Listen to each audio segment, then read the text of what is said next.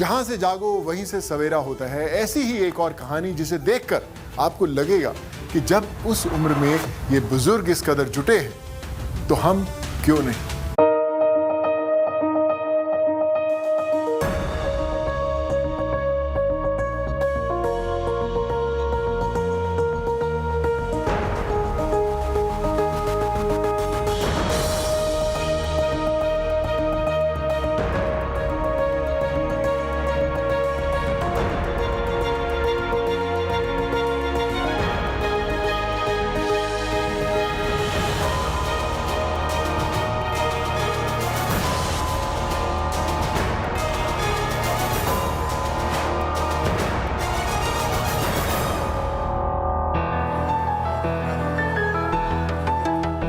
किस तरह हुआ ये मुमकिन, यही बताएगी हमारी ये कहानी। बात 87 साल की उषा गुप्ता की है, जो लखनऊ की रहने वाली है। अब आपके सामने जिस कड़ाही की तस्वीर है, उसमें उषा गुप्ता का तैयार किया हुआ अचार है, जिसे वो खुद बॉटल्स में पैक करेंगी, जो सोशल मीडिया के जरिए बिकने के लिए रख दिया जाएगा। फिर मांग के मुताबिक इनकी सप्लाई कर दी जाएगी। इस उम्र में भी उषा ये काम तकरीबन रोज करती हैं और खुशी से करती हैं। अचार की कमाई से उषा कोरोना से प्रभावित परिवारों की मदद करती हैं। रिटायरमेंट से किसी नौकरी की मंजिल तय होती है, लेकिन काम की उम्र क्या होगी, इस सवाल का जवाब उषा गुप्ता से मिल जाता है। उषा यकीन दिलाती हैं कि जिंदगी जज्बे का दूसरा नाम है और वो खुद इसकी मिसाल। दूसरों की तरह कोरोना के कहर ने उषा के परिवार को अपनी चपेट में ले लिया था। दूसरी लहर में वो और उनके पति संक्रमित हो गए। दोनों इलाज के लिए अस्पताल में भर्ती हुए। लंबे इलाज से उषा तो बच गईं, लेकिन उनके पति जिंदगी की जंग हार गए।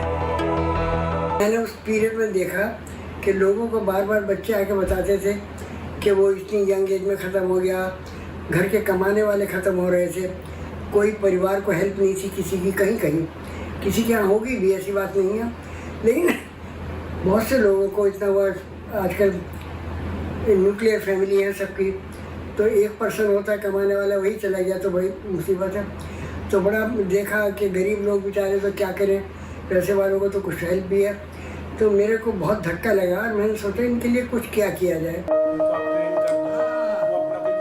इलाज के दौरान उषा ने कोविड के कहर से जूझते परिवारों को देखा, उनका दुख महसूस किया। जिंदगी की चुनौतियों को कौन कैसे लड़ेगा, इसका एहसास किया। ये करने से किसी भी अफेक्टेड पर्सन की, जो दुखी है, जो परिवार जिसके परिवार वाले चले गए कोरोना में, उनकी अगर कुछ भी हेल्प हो जाएगी मेरे इस प्रयास से, तो मुझे उससे बड़ी खुशी मिलेगी।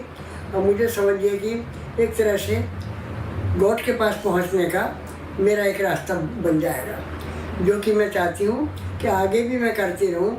किसी के भी लिए कुछ भी हेल्प हो जाए, और कम से कम इस समय जो हार्ड टाइम्स हैं कोरोना के समय में, इनको ओवरकम करने में अगर किसी परिवार की मेरी तरफ से हेल्प हो जाएगी तो I will be very happy. आखिरकार मदद के फैसले का विचार परिवार से साझा किया। इसमें उषा को साथ मिला उनकी नातिन का, जिन्होंने उषा को अचार बनाने का आइडिया दिया। तो जब हम घर पर आ गए, मेरे हस्बैंड की जब डेथ हो गई, तो घर पे आई तो मेरी डॉटर राधिका बत्रा का एवरी इन्फेंट मैटर NGO है, तो वो उसने कोरोना रिलीफ फंड निकाला।